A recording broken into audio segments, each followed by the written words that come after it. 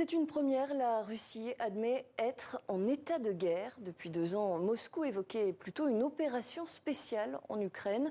Le Kremlin qui a par ailleurs mené de nouvelles frappes massives la nuit dernière, des frappes principalement dirigées contre le réseau énergétique ukrainien. Au moins 5 personnes sont mortes. Le récit d'Hugo Barbieux.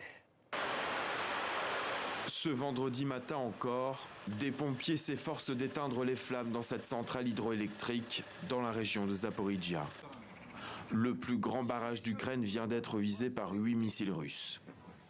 Les dommages causés à la structure ont notamment provoqué d'importantes coupures de courant dans le centre du pays. Au total, au moins 150 frappes ont visé les installations énergétiques ukrainiennes dans la nuit de jeudi à vendredi.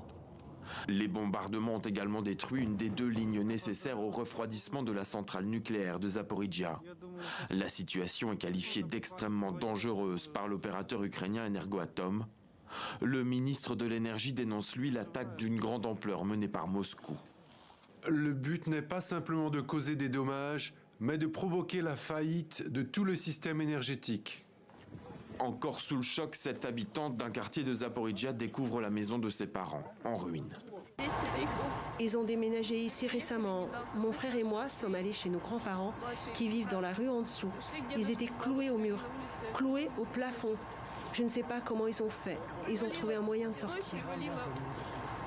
Ici à Kharkiv, 2e ville du pays, plus de 15 missiles ont détruit plusieurs centrales électriques. Ce vendredi après-midi, les pompiers n'étaient pas encore arrivés à bout de tous les incendies. 700 000 personnes se retrouvent coupées du monde.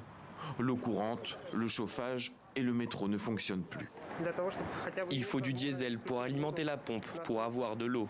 Il n'y a plus de réseau, or nous devons prendre des nouvelles des personnes plus âgées. Alors il faut aller les voir. L'armée russe revendique ces attaques massives, présentées comme une riposte aux dernières incursions ukrainiennes en Russie et aux dernières attaques contre Belgorod.